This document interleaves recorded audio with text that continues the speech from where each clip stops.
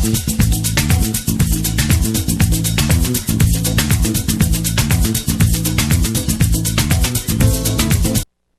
to another edition of EDA Focus on the VI Marketplace. And as you can see, we're outdoors this afternoon, and what we're doing, as we have mentioned, we're going to be occasionally, periodically making site visits to the different locations of the number of beneficiary of the EDA program. And today we're going to visit Michael Sanford's office.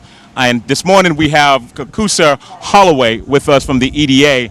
And we're going to have a conversation. Good morning. How are you? Good morning. Good morning. How are you doing? Anything good? Well. I'm doing well. I'm excited. This is our first on-site location shoot with one of the beneficiaries. Who are we going to meet this morning? We're going to be meeting Attorney Michael Sanford. He's the owner of Sanford Emmerling and Associates, owner of 14 AB Church Street. Okay. And now the last installment we did was on the Enterprise Zone, and we're in downtown Christiansted. We're in the heart of downtown Christiansted.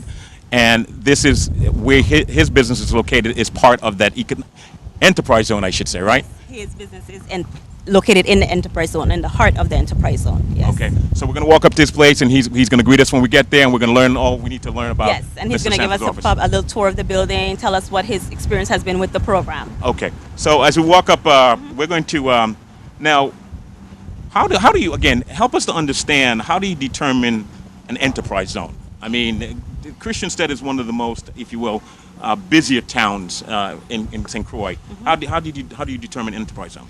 Well, the determination is made by the governor of the Virgin Islands. That is determined by then. And then what he does is he looks at the census tract to see where the lowest economic poverty level is. Mm-hmm. And those are how it's determined by the enterprise zone. Okay. And how many beneficiary, or is there a limit to how many beneficiaries you can have in one enterprise zone? No. We don't have any limit to how many beneficiaries we can have. Right now, we currently have about 23, with the majority of them being in the Christiansted area. Okay. And this beneficiary we're going to meet in a minute, how long has he been a beneficiary? Oh, Miss Attorney Sanford has been a beneficiary since 2008. Okay. Mm-hmm. And I believe we're going to be greeted by Mr. Attorney Sanford in just 2 seconds. How are you? Good morning, Mr. Attorney Sanford. How are you? Pleasure to meet you. Good to meet you. Thanks for having us at your place of business. And so how does it feel to be a beneficiary of the EDA program? Well, it's always good to get some free money. I know, it's great. It's a very good program. This block that we're on right now is, when I bought this building, I think it was like early 2000s, it was, actually there was no one on this block. The building to either side of me were uninhabited, and now we've got only one vacant building on the block, and so they've been rehabbed, and it's a vibrant block now. It's a good thing, I think. The key word is revitalization. We used that description when we did the last installment, and when we think of Christiansted and the different beneficiary in Christiansted. The revitalization effort, give us an idea of what's involved in revitalizing Christiansted, if you will. Well, it's not only Christiansted, but it's all of the 3 enterprise zones. And we look for different initiatives to revitalize the town itself. Through our tax credit program, we also apply for different grants because the tax credit program right now is primarily based for the business community. To help with gross receipt taxes, help with their tax liability, help them have a stay on their property taxes, but also we apply for grant programs so that way we can initiate different special programs to help our residents, like scrape and paint. In Christiansted, we have not done that only because we have strong stakeholders in Christiansted, which is St. Croix Foundation, and they've been working in conjunction with us to provide those programs to the residents. But it's all about the revitalization, making sure we're bringing back residents into the community, making sure we have a mix, because it's always been a mixed-use community. So making sure we have residents, making sure we have the business community here as well, so everyone can coexist together. And bring it back to that vibrancy that it used to have, that history, that culture, that everything is going to be displayed. Now, we're about to go inside of Attorney Sanford's office. Have you find that the word is getting out that the EDA is serious about the restoration and revitalization of the towns and businesses? And do you find that beneficiaries like Mr. Sanford, are you seeing more, or talk to us a little bit about, what kind of response you're getting? Well, when we first started, I first came on in 2008, and at that time we had, I believe, 4 beneficiaries. Now we've grown to 23 over the last 4 years.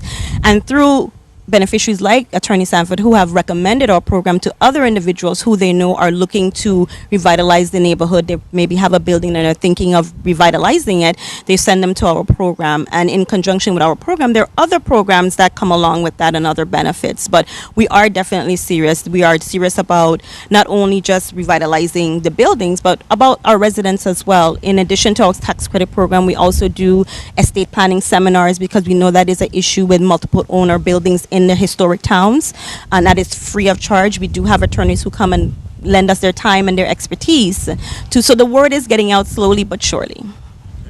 Let's bring in Attorney Sanford. So we are about to take a tour of your wonderful business, and so as we go through, I'm going to Kusa, she's my co-host this afternoon, and you're going to tell us everything there is to know about your business, and so we look forward to learn more about you. All right. This is the marketplace. We'll be right back. Attorney Sanford, can you tell us a little bit of the work that was done in this building? Because I know you spent quite a bit of money and time rehabbing this. First of all, how long did the rehab take?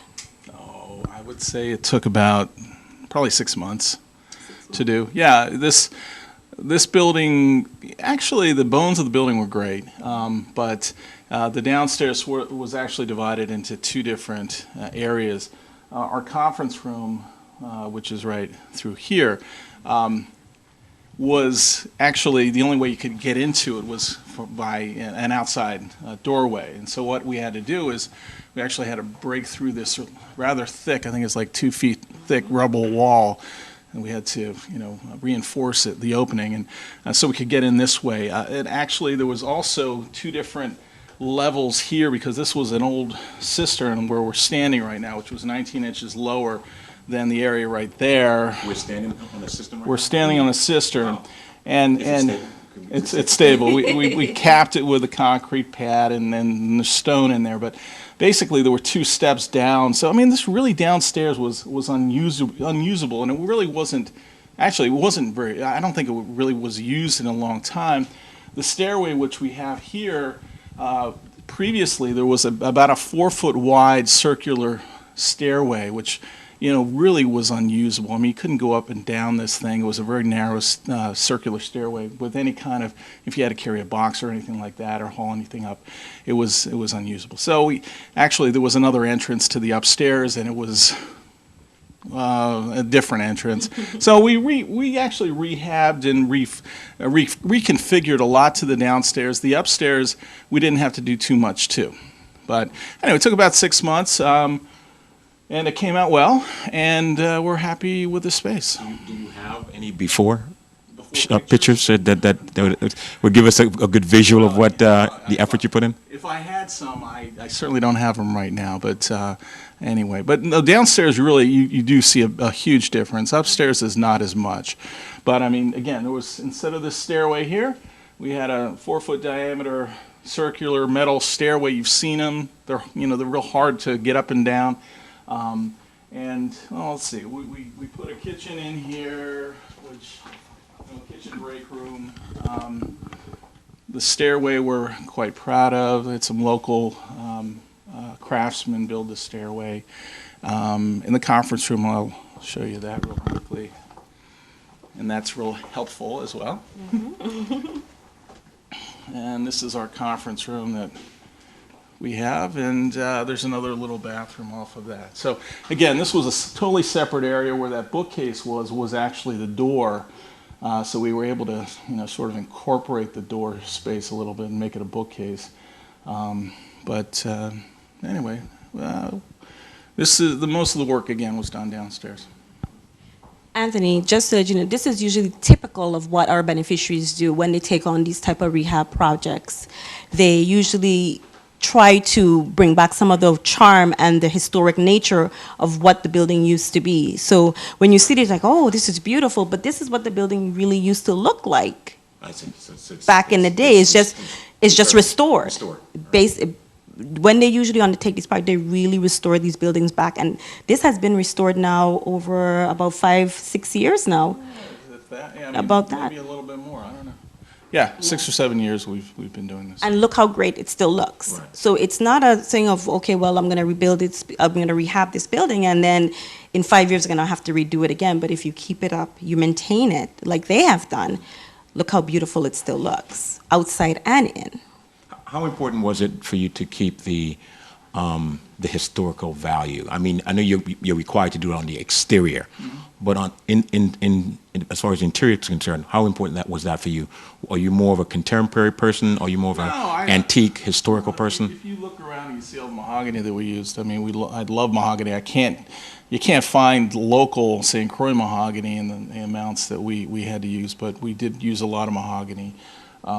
So no, I love local architecture, and I think it's important, especially being in a downtown historic district, to mimic that. You do have the historical commission, so they've got the outside of the building covered. You really have no other option with that, which I'm fine with.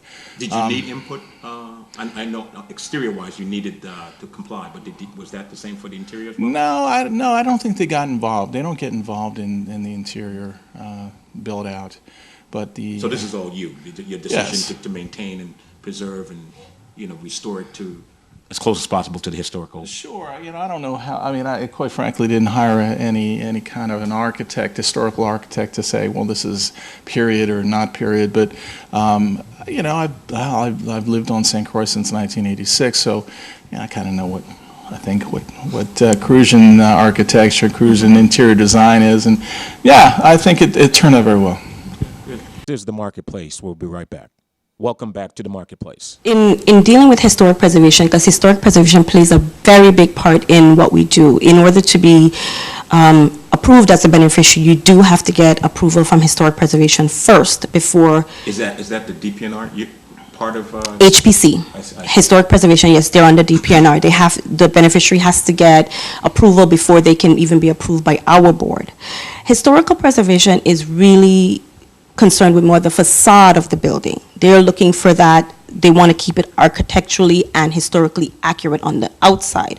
On the inside, they give you leeway. They say, okay, you can do what you want on the inside, but they do ask that if you find any historical artifacts inside the building and you're not going to reuse them in the building, if you can please turn it over to them, so then that way they can put it out on display, or they can maybe give it to someone else who may be able to use it in their potential project. Attorney, did you find any artifacts that? I wish I had, but no, I didn't.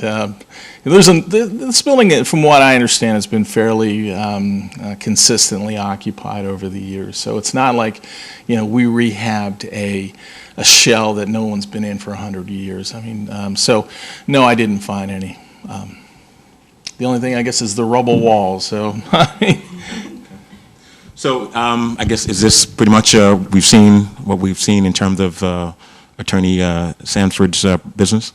Anything you'd like to add in terms of closing remarks and before we said goodbye? Well, the only thing I would say is, I know that CUSA and the EDA has been very responsive, and she's very good about letting us know and letting other people. I know that they're trying to spread the word about what they can do to help people. And I think, as far as how it works within Christiansted, I just know it works building by building, but that's how the town will be revitalized. Right now, we're obviously in we're in an economic downturn with Hovenza leaving, and just the national economic climate declining somewhat.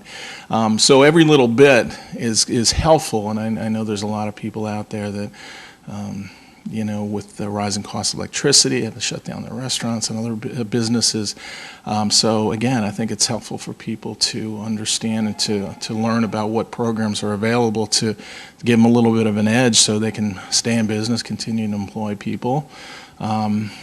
And won't have to go off island to look for work. So anyway, that's real helpful. Recently there was a program involving federal funding for energy saving measures, and so we actually applied because they helped us with that as well. and got some federal funding for, we're going to put some solar panels on the roof. So, you know, I mean, with the price of WAPA, we're paying like over 1,000. Coordinating with the energy office? Yes, and rural home No, is rural. this was USDA Rural Development. I found out about a program, and I encouraged my beneficiaries, sent them the applications and things like that, and gave them contact information of who to contact over there. And basically, they had two different programs for energy assistance, I believe, and renewable energy projects, and for energy efficiency projects. And basically what it is rural development is giving you you propose to them and they will give you a grant for 25% of the cost of whatever the project is. But then also, if you're looking for that balance, you can also come to us at EDA or even SBA and get the loan amount for the balance, which would be the 75%. So that's what Attorney Sanford is looking into now. So he's been preliminarily awarded the 25%. So now we're going to the next step to help him find that 75%. Are you anticipating any significant reduction in terms of your utility bill? I hope so. I have solar electricity in my house, and I think I decreased my monthly bill by 50%, you know, several $100s. So, yeah, I mean, who knows what's going to happen with Hovenza leaving, the, you know, guarantee. Oh, absolutely. And you have to look that way because, you know, under the U.S. flag, we're paying the most for electricity. In the country? Really? That's what I understand. I mean, significantly more than probably 4 times on average what most people pay up in the States. And we're also in a location where we're getting so much sun. It's just really a no-brainer to go to implement solar, yeah. And again, with the uncertainty what's going to happen, Hovenza's leaving, you know, I mean, is WAPA going to be able to find a source of oil, cheap oil, and from a supplier who will sort of take an IOU, which has been a situation for years with Hovenza. So, you know, I hate to say it, but I don't want to rely on WAPA, or I'd like to decrease my reliance. I mean, there's always going to be some kind of an umbilical cord there, but the smaller it is, the better.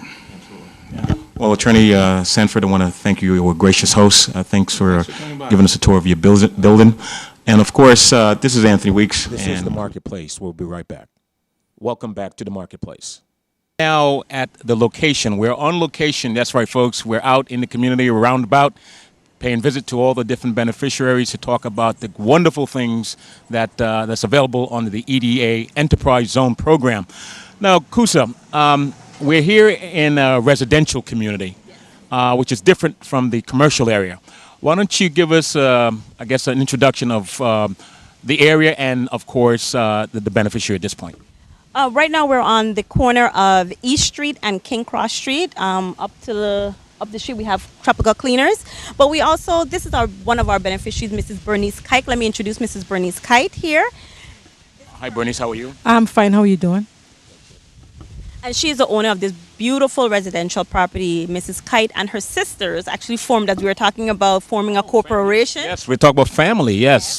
That's a very touchy subject matter. Well, in their case, they're a very close-knit family, so it was Good. That's very good. The family unity is good. Yeah. She'd have that look. What is he?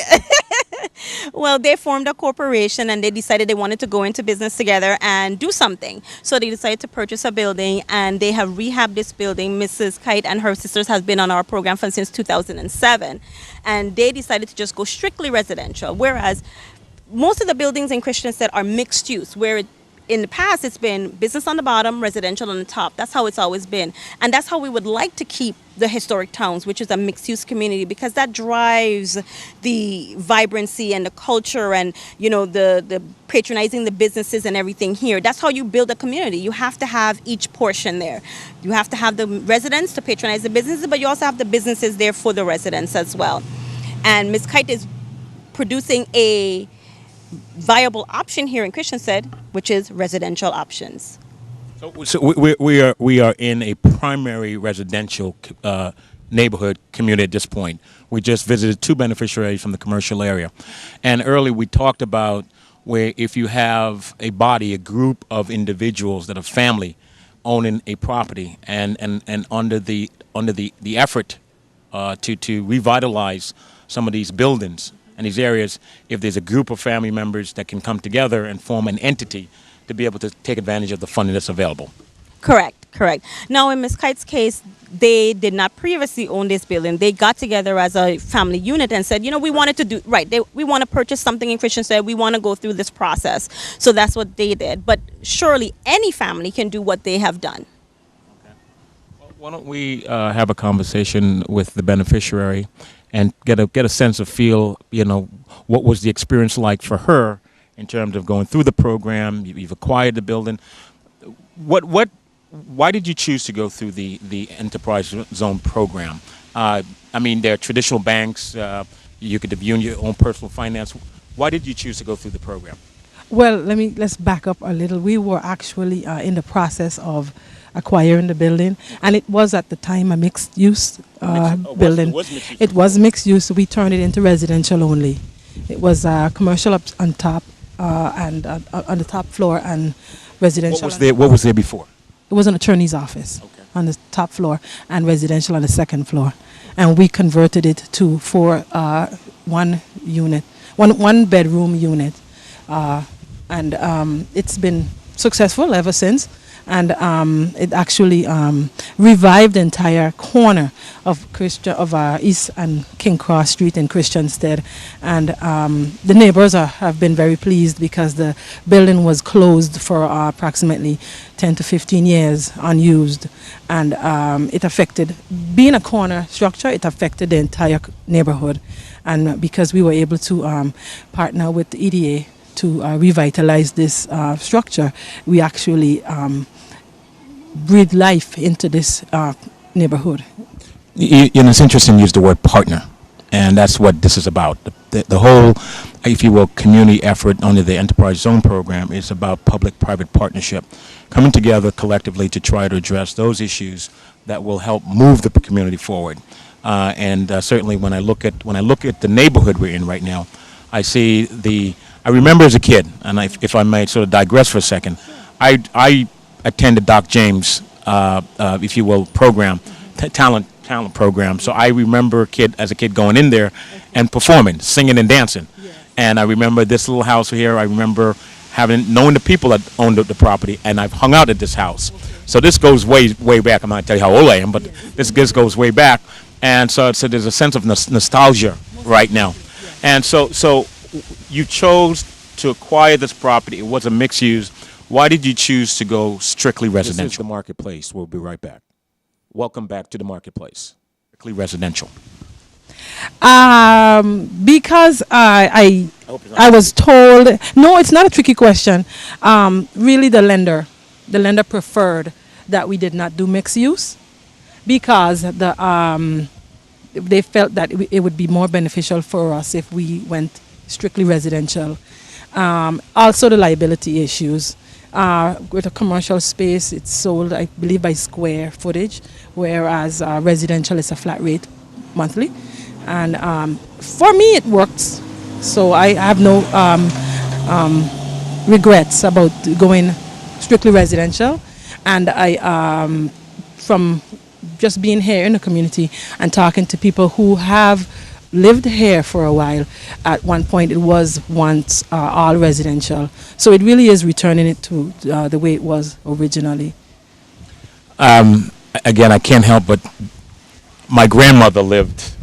You don't see the buildings anymore, but there were some units that were there. And I remember as a kid, my grandmother had her place over here, and I remember as a kid staying at my grandmother's in this neighborhood. So this is quite interesting.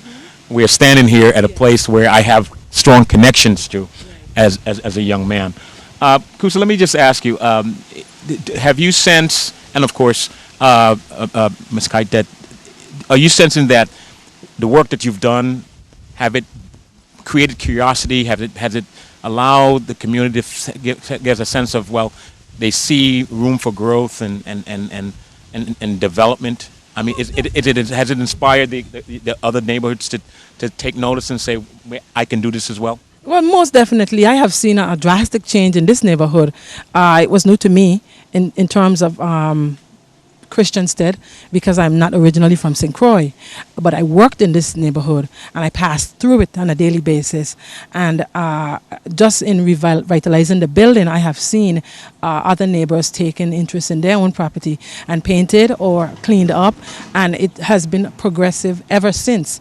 If someone had not driven through this neighborhood in the past, I would say 10 years, I think they'll be shocked when they pass through of the changes that has occurred in the past 6 years. It has really drastically changed. This house was well secured in that we didn't have to put anyone out, but you can see where vagrants tried to move in, and some of the houses that were closed up around here turned into crack houses, and I'm sure this was slowly on its way. But the neighbors have reported that they are pleased, very much pleased with the progress that we've made. And I see now people actually are passing and stopping as opposed to just whizzing through the neighborhood, because it was not very accommodating to anyone who wanted to pass through Christianstead. So I think that, you know, you can ask the neighbors. I think they're pleased, quite pleased.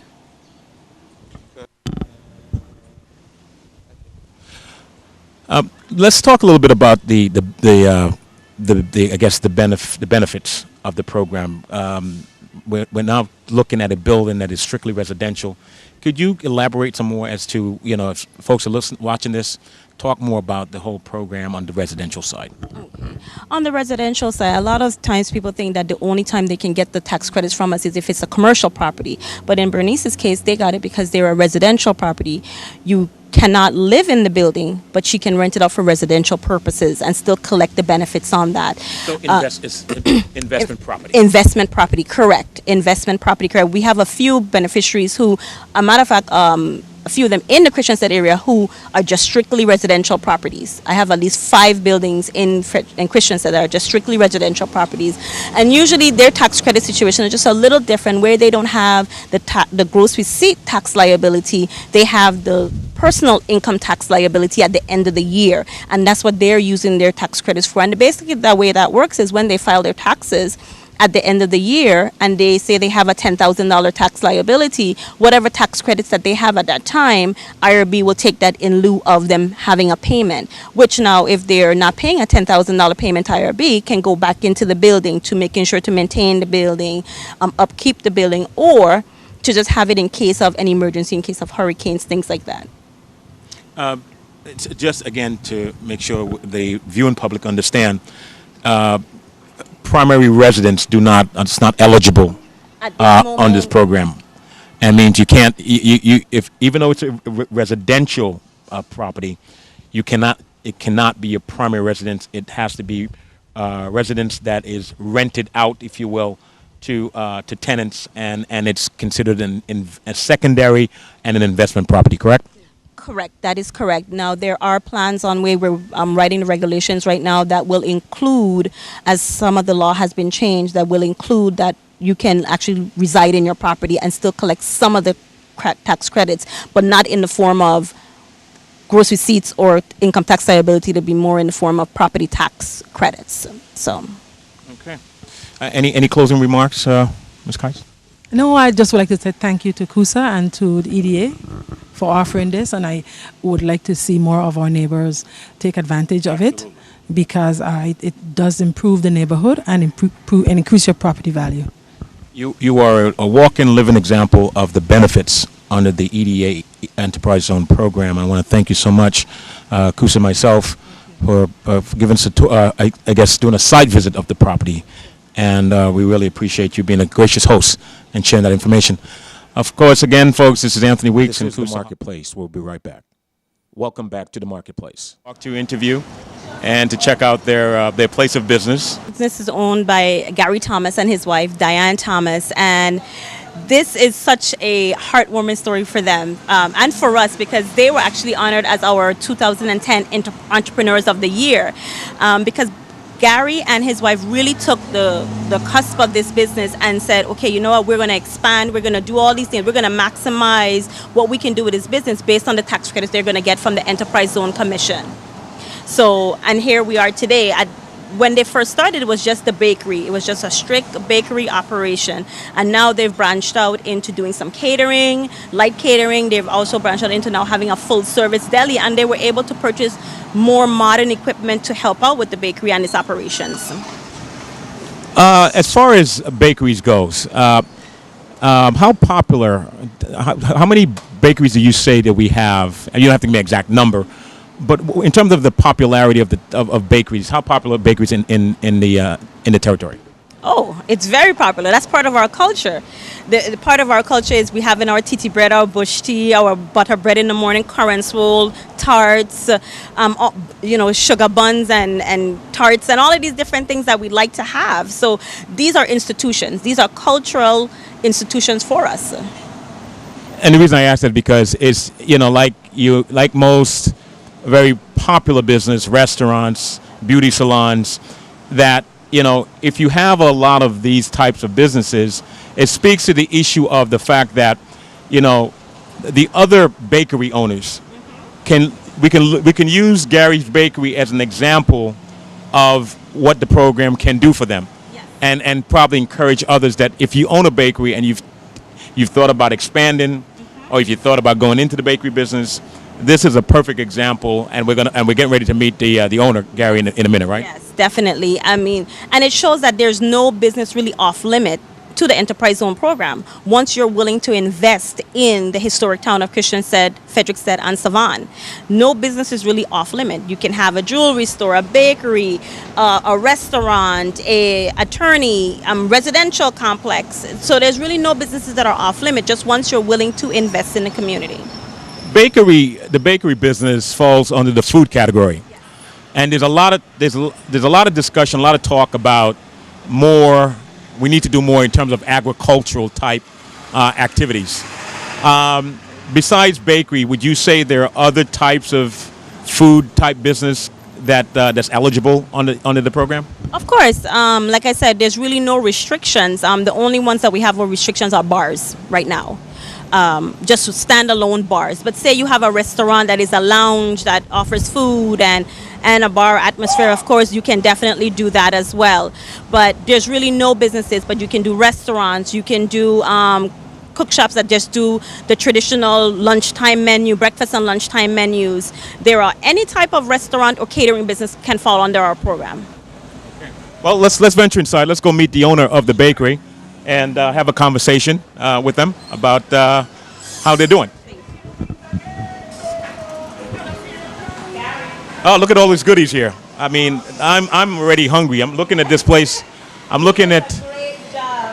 Look at the variety of just. I mean. This is like your first stop before, and that's an institution for us. Our first stop before we get into work, we have to get our bush tea, our titi bread, our buns and whatever to get us started off for the day. So Gary offers a great selection of items, and this is a family business. His father started off Thomas Bakery. As you know, there's 3 locations here in the Virgin Islands. Gary. Hello, Gary. How are you? It's a pleasure. Appreciate us having us over to tell us a little bit about the business. And of course, I'm here with my colleague, Kusa Holloway. And we understand that you're one of the success stories of the Enterprise Zone business. And just want to come by and just pay you a visit just to see how things are going. And, we, as the community is watching this, we want them to have a sense that if you're thinking about going into business, or if you are in business, what are some of the tools and resources that are available to them? So I'm going to turn the mic over to Kusa, because Kusa is the one that you work with to get what you need in terms of the different resources under the program, and find out what was it like for you. All right? So Gary, tell us what was the process like going through applying for the Enterprise Zone program? It was very easy, you fill out the application and, wait for you to be approved, and that was it, basically. Very painless? Yes, very painless. Now, in your terms, because you were awarded our 2010 Entrepreneur of the Year, you and Diane, you remember that? Yes. And you were awarded that because you not only use your tax credits to minimize your cost here in a bakery, but you also use it to expand. And what did you use those savings for to expand to do? Well, buy equipments and, make the job, the line of work a lot more easier, Yeah. What were some of the type of equipment that you purchased? This is purchase the a- marketplace. We'll be right back. Welcome back to the marketplace. I purchase an oven, purchase walk-in coolers, walk-in freezers, mixers. So now you have segued from being just a standalone bakery into now being a bakery and deli. Correct. So now, what are your hours of operation and what do you serve? Well, my hours are from 5 in the morning until 8 at night. And, we do from pastries, bread, to sandwiches, stuff like that. And I know you also do some light catering now, like if people want buns and things like that for breakfast in the morning. Platters, and little catering, such as, let's say if you have a little event and you want to do chicken, fries, breakfast as far as saltfish, name it, we do it. So what are your future plans? I know you're looking to do some future expansion. What will be that future expansion? Well, let's finish this building that I'm in right now and, see what comes after. Okay. Now, is it possible that we can take a little tour of your building and see exactly some of the equipment that you purchased? No problem. Okay. Right now we're here in the deli area. These is like the stove, warmers, prep tables, coolers, fryers, sandwich press. Those are some of the stuff that I was able to purchase with the help of EZZ benefits, Gary, do you think the process was easy enough that anyone can do this? Yeah, sure. I mean, if I can do it, I think anyone else can. Yeah. Okay. We got like over here.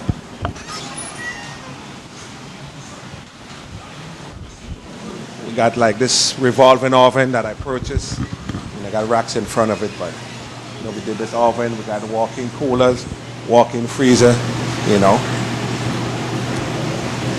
Makes my job a lot easier. See that you have, been able to do all these things as far as the walk-in coolers because now you can store more product. Exactly. You can produce more product. Prep more and put up, Yeah. Exactly. So you'll say that the enterprise home, the program has helped you? Yeah, quite a lot. I really appreciate it. In which area most? Gross receipts or income tax liability? Well, both. Gary, I'm seeing a lot of I'm into gadgets and equipment and all this other stuff. So if you can kind of tell us a little bit, I see a couple of, what is that, mixers? Talk to me a little bit about those mixers Those are back mixers there that we use to make the bread. This is like mixers that we use to make the bread. This right here is a dough divider. This. Whoa. This looks like an antique here. Is this an antique? It looks really... Well, it's, it's kind of old, but it's, does the job still. It looks like it has a lot of value. It doesn't look like a modern, but I like the way it looks. Yeah, it's a dough divider. We put the dough in there and it weighs it out, balls it up, makes it a lot easier. So when we make the titty bread, we put stuff in there like that. Make the Johnny cake, we put it in there. Nice. Brings it out like a nice little ball.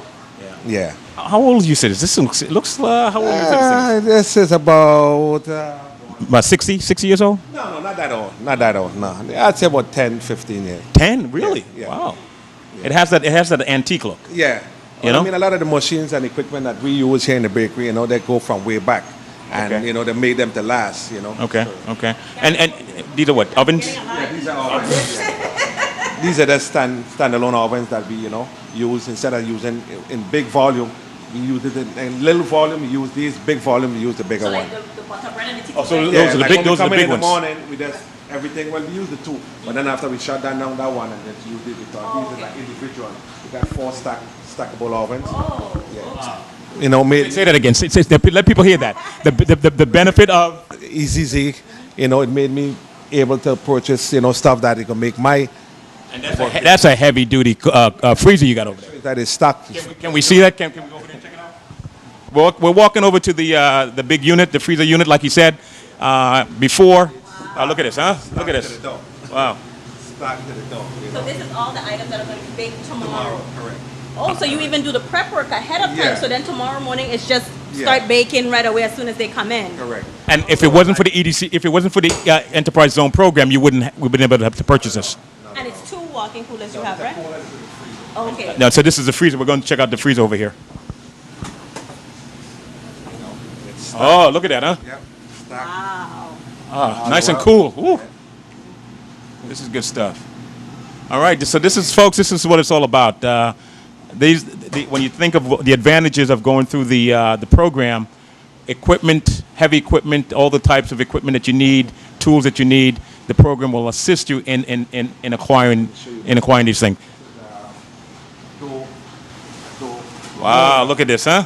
That we use. Another fascinating. So okay, talk. This is the one that molds the bread, like the butter breads and stuff like that. I mean, we still got to put a little shape with our hands, but we put it through here, makes it a lot easier and faster to mold, you know? So I notice you have it unplugged. Is there any particular reason you have it unplugged? I pull it closer when I put it in. When you're ready to use it. When we use it, we pull it closer. When we finish, we put it aside, you know? It looks kind of heavy. Is it hard to Very move? heavy. No, it's on wheels. It got wheels, casters on the bottom. Okay. Yeah. Gary, I want to thank you so much. I really appreciate us inviting us in and showcasing your product and all your wonderful pastry. And folks, again, this is just another living example of what it's like to be a beneficiary of the Enterprise Zone program. And we encourage you, if you are out there sitting on the couch watching this and you're trying to figure out what you're going to do, instead of just thinking about trying to find a job, why don't you be a job creator? You might have an idea that you've been sitting on for a while, or something that you want to invest in real estate. I mean, there are just different things you can do under the EDA Enterprise Zone program.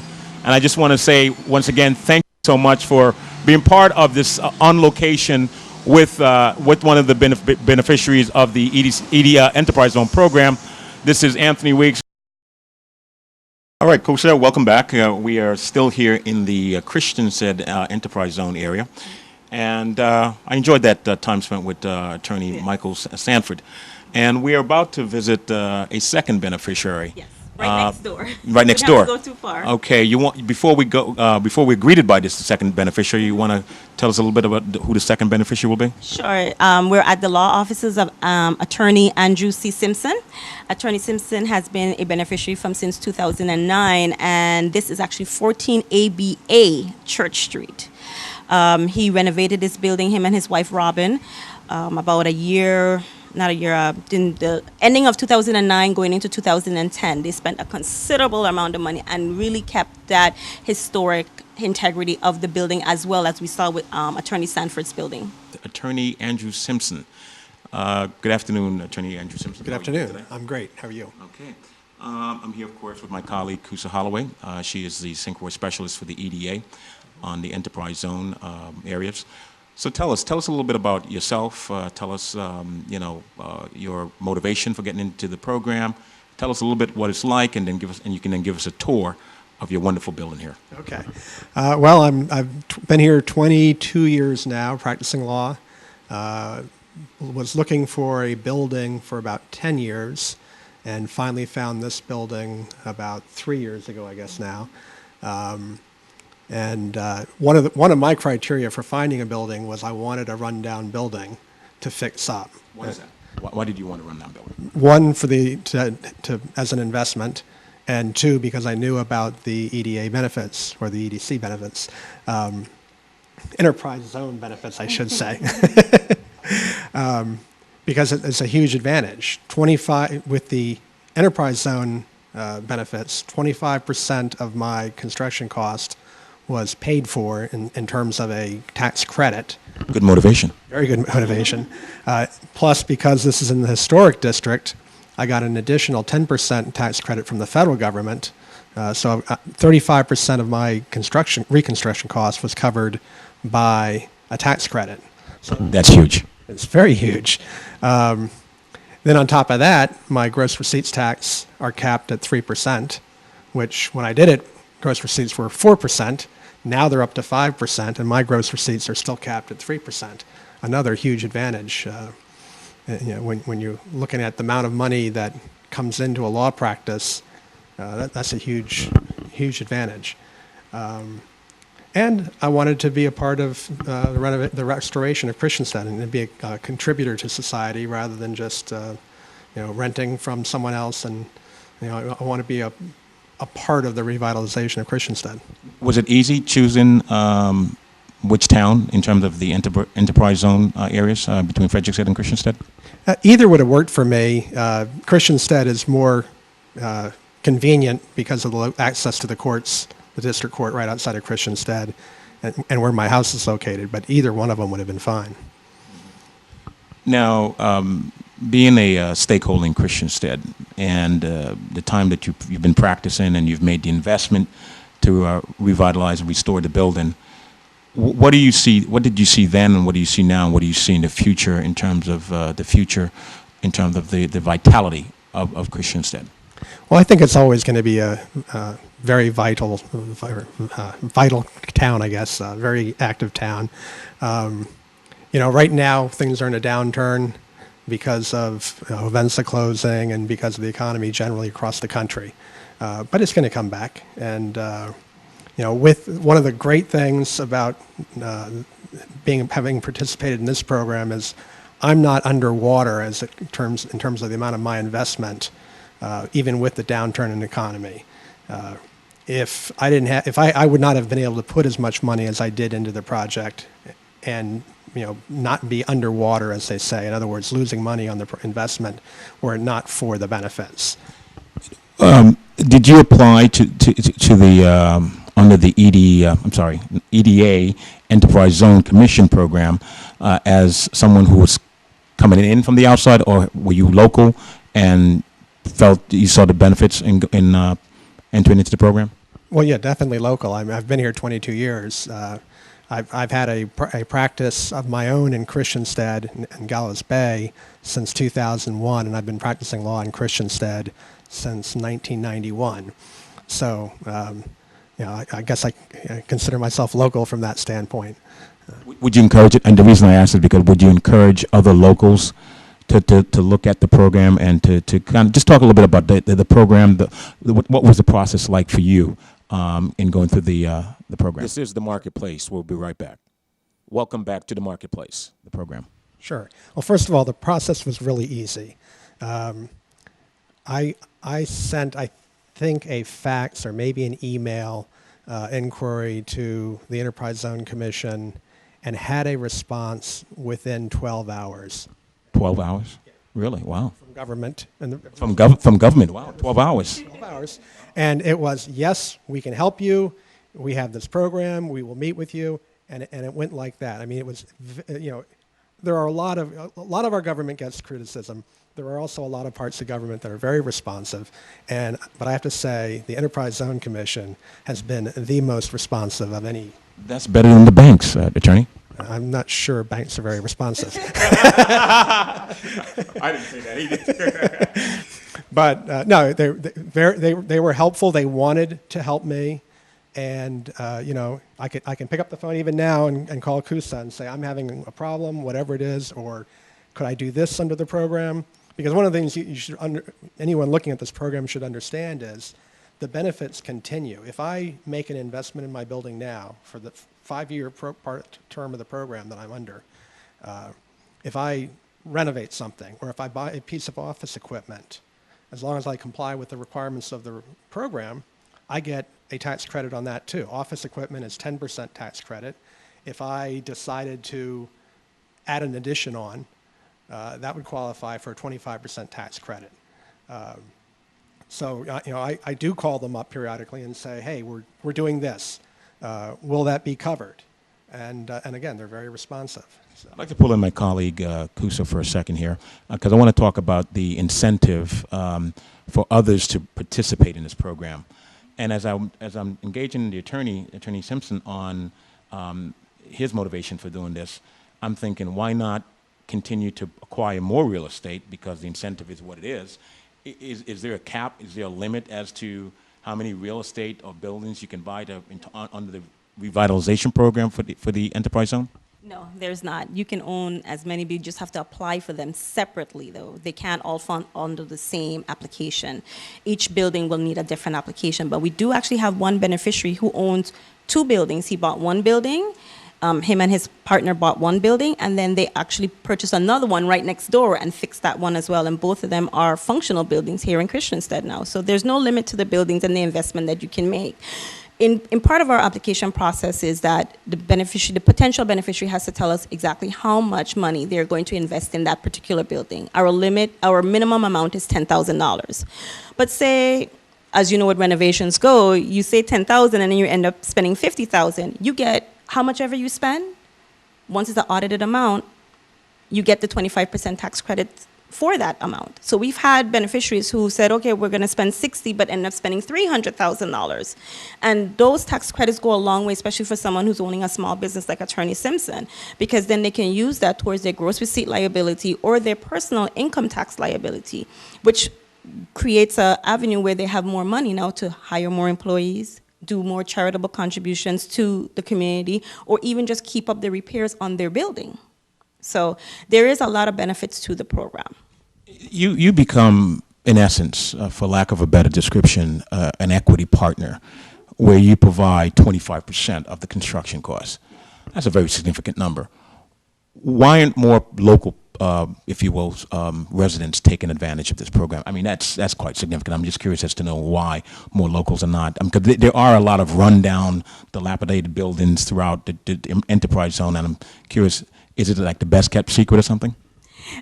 Sometimes it is. I think it's a best kept secret, but there's other challenges that we're facing. We do have a lot of buildings within the historic towns that are multiple owners. So you have buildings that are owned by 10, 15, maybe 20 individuals. So that is an issue right there. It has to be owned by one party, whether it's a corporation, but everybody has to be on the same page. Second of all, you don't want to negotiate with multiple entities. Exactly. Not only that, how do you differentiate who gets the tax credits?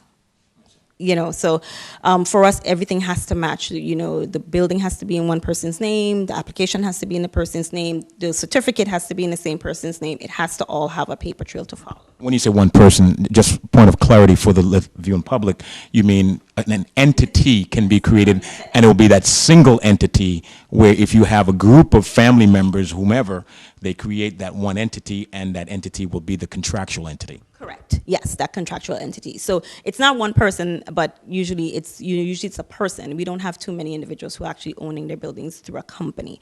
But you encourage. But of course, whatever works for them. It's whatever benefits the beneficiary, not us. It's how would you like to use your tax credits? How would you like to see this set up? And usually we start with the deed. Whoever's name is on the deed is where we usually go with. But the benefits are there for everyone. They're not just for certain people, certain economic, but challenges are multiple owners and also the availability of funding. That's huge. Availability of funding is huge. Our banks here tend to be very conservative in cases of lending, so that poses a challenge as well. So you have multiple owners, you have funding as an issue, but then you have individuals who want to take advantage of the program, but you have to have one or both. So.